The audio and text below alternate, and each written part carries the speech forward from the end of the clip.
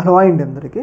కన్నప్ప సినిమాని వరుస కాంట్రవర్షీలు వెంటాడుతున్నాయి అనమాట. అంటే ఈ కాంట్రవర్షీలు కావాలని క్రియేట్ చేస్తున్నారో తెలియదు, లేకపోతే పబ్లిసిటీ కోసం క్రియేట్ చేస్తున్నారో తెలియదు, కానీ ఒక రకం కాంట్రవర్షీలు అనేవి ఏదైతే కన్నప్ప మూవీ మీద చాలా పెద్ద స్థాయిలో వస్తున్నాయి అన్నమాట. అవేంటి అంటే, ఏదైతే మనందరికీ తెలుసు రీసెంట్గానే ఏదైతే హార్డ్ డిస్క్ మిస్ అయింది అని చెప్పేసి ఏదైతే మనోజ్ మీద మంచు విష్ణు ఆరోపణలు చేయడం ఇవన్నీ మనం చూసినాం. అయితే ఈ అంశం సద్దుమరిగిన తర్వాత ఇప్పుడు రీసెంట్గా ఏదైతే బ్రాహ్మణ సంఘాలు కన్నప్ప మూవీ మీద తీవ్ర స్థాయిలో ఆగ్రహాన్ని అయితే వ్యక్తమైతే చేయడం జరిగింది.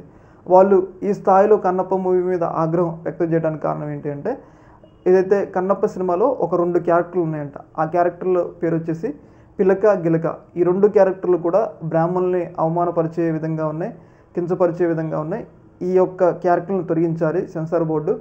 అలాగే తొలగించామో లేదో ఈరోజు గుంటూరులో కన్నప్ప ప్రీ-రిలీజ్ ఈవెంట్ జరుగుతుంది కాబట్టి ఈ ప్రీ-రిలీజ్ ఈవెంట్లో తెలపాలి. తెలవకపోతే ఈ సినిమాకి వ్యతిరేకంగా ఉద్యమం చేస్తామని చెప్పేసి కొన్ని బ్రాహ్మణ ఐక్య వేదికలు ఈ సినిమాకి వ్యతిరేకంగా ప్రొటెస్టులు అయితే చేస్తూ ఉన్నారు.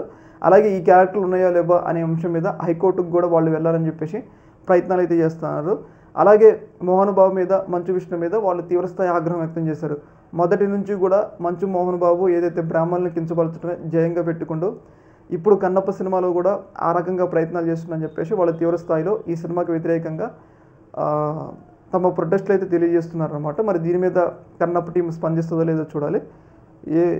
ఎలాంటి పరిణామాలు వస్తాయో మనకి రాబోయే 2-3 రోజులు తెలుస్తాయి అన్నమాట. ఈ యొక్క అంశంలో మీ యొక్క అభిప్రాయం కింద కామెంట్ తెలియజేయండి. Okay, thank you.